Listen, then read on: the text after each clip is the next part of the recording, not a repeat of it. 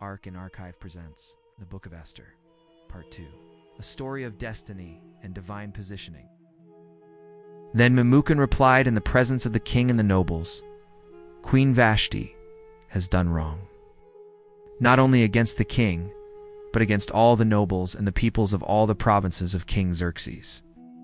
For the queen's conduct will become known to all the women, and they will despise their husbands and say, 'King Xerxes commanded Queen Vashti to be brought before him, but she would not come.'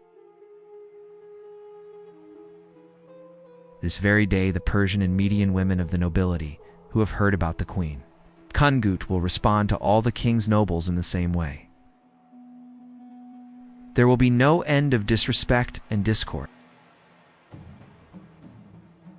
Therefore, if it pleases the king, let him issue a royal decree, and let it be written in the laws of Persia and Media, cannot be repealed, that Vashti is never again to enter the presence of King Xerxes.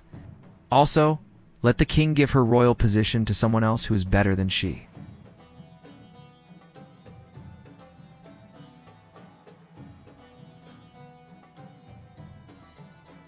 When the king's edict is proclaimed throughout all his vast realm, all the women will respect their husbands, from the least to the greatest. The king and his nobles were pleased with this advice, so the king did as Memucan proposed.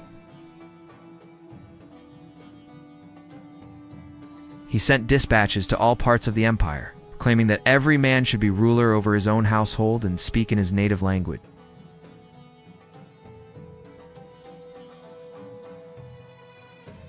Later, when King Xerxes' fury had subsided, he remembered Vashti and what she had done and what he had decreed about her.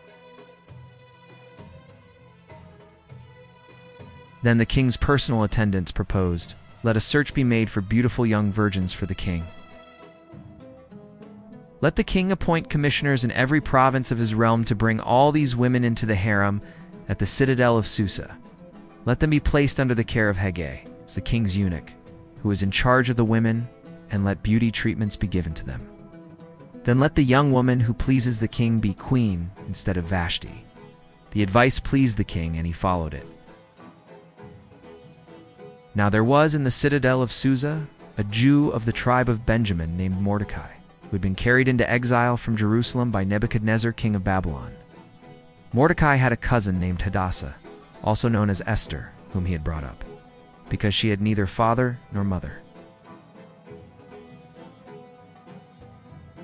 This young woman was lovely in form and features, and Mordecai cared for her as his own daughter. When the king's order and edict had been proclaimed, many young women were brought to the citadel of Susa and put under Hegai's care.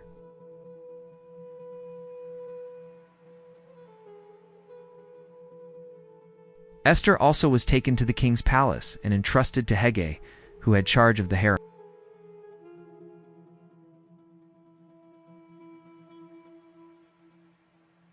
From exile and obscurity, God was positioning Esther for destiny, a young orphan, now standing on the threshold of a throne.